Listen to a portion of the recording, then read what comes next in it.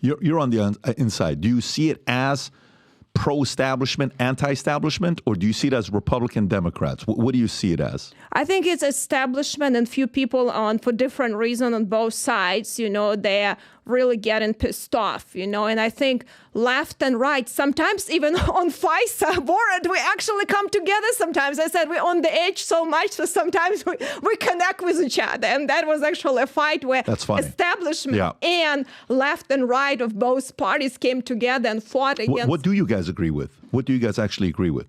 Establishment and anti-establishment. Well, there is a very difficult to agree is because we have, I truly believe that establishment of the party is really forgot where the people, what the problems with the peoples are, how to serve the people. There is no lobby for the people, and they forgot that we are the only lobby for the people. They listen to their staffers, the young kids, the 25-year-olds, or DC swamp creatures who make a lot of money, all of the lobbies. They don't even listen and don't want to sit down. And there are some good people there, but they kind of give up. I honestly say some people just praying, and I said it takes more than just praying, good luck.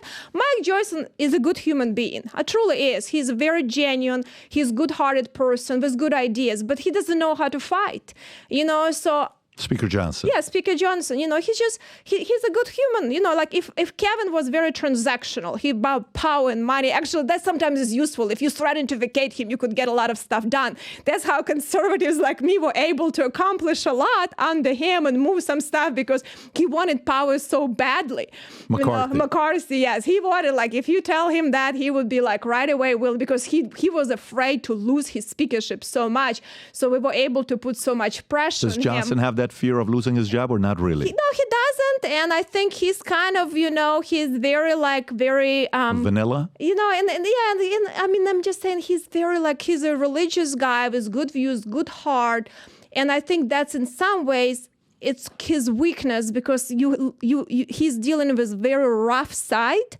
The other side is very tough and rough, and he's getting rolled by them just because you have to sometimes to be rough on edges, because when you have such, when you have a swamp machine with big money and power coming after you, and you're just going to be nice and kind, they're just going to step on you and crush you, and that's what happening to him. Who are the fighters? Who are the anti-establishment fighters that have a backbone to go up against the establishment folks? Well, I think, there are a few people, we have some, members of Freedom Caucus. We have some members that do not belong to the caucus like Thomas Massie or Matt Gaetz or me, a few other people. It depends on the issues. The challenge is that, unfortunately, even people on my side, we also need to pick some righteous fights and actually win them, So there are some people that want to win. There are some people want to message. And we need to get better organized. I said messaging is waste of time. I don't want to message anything. We need to get stuff done.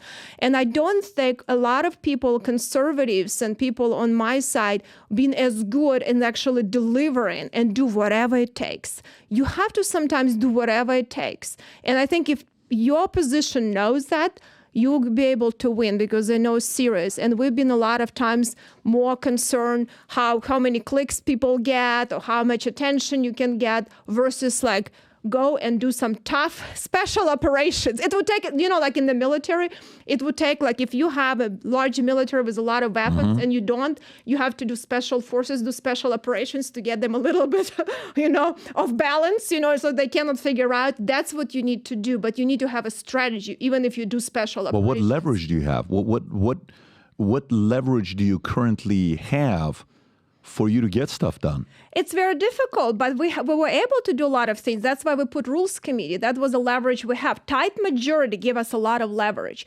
That's why we actually were able to accomplish a lot with McCarthy because we changed the rules. We were able to put 3 people in the rules committee that if they vote, against, the Republican rule with Democrats, which typically vote, against the rule, then you can actually block legislation and you will be able to put amendments because rules committees, that's how speakers control power. That's how they really put bad agenda in and force everyone to vote on. So we were able to do a lot of things and bring a lot of amendments that have never been on the floor before. I put amendment to defund UN, and even though some Republicans voted, against it, at least people will know. I mean, we're democracy, right? People will know that at least their representatives vote against something before you would not even be able to put it on the floor, or the same warrant amendment. But I think that what Speaker Johnson is doing right now, which is very upsetting because for a lot of people, he's actually suspending these rules because rules are kind of became tough. He's suspending the rules and then he needs to get 2/3 of people to vote for this legislation. And that's why he pretty much can run in Democrat agenda. So you said, when you're like, hey, let's get together, let's push the agenda, let's fight for the voter and all this other stuff. But then also earlier you said that Barack Obama was smart because he was able to get some of the grant money to the local politicians and control them. And that was one of their ways of getting reelected, right? So if you like this clip and you want to watch another one, click right here. And if you want to watch the entire podcast, click right here.